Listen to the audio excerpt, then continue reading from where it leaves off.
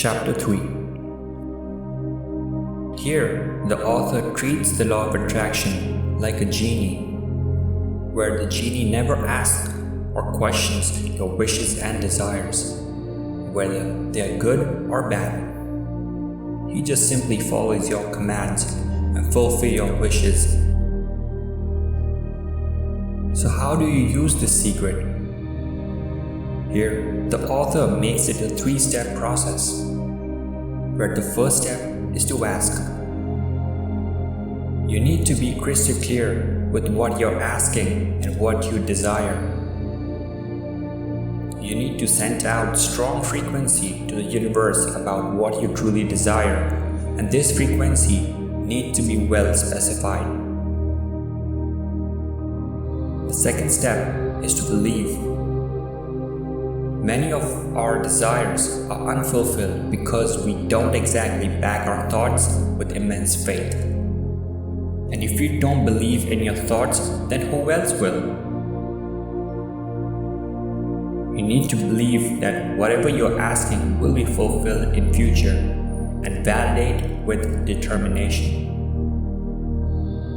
And when you do that, the law of attraction will powerfully move and rearrange the circumstances for you to receive. You don't need to know how it's going to happen because we can see how it's going to manifest. The third step is to receive. Well, actions are indeed desirable to make this law of attraction work in true sense.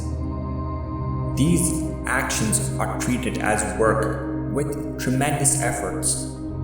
But here, our actions should be felt as a good, pleasurable act where we never realize how much efforts we put in because we love doing it and walk on a road to achieve what we desire. And once you do your actions effortlessly, you are on the frequency of receiving. The only thing you need to trust is your inner voice, your intuitions, and your gut feeling. And when your intuitive nudge from within is there, then just act and make your move. You might say, how long does it take to receive?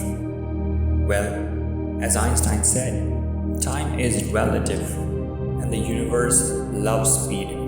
But all I can say, it depends on where you are and where you want to go. It may take hours, days, week, months, but once you provide the feeling of having it now, the universe will respond, that's for sure.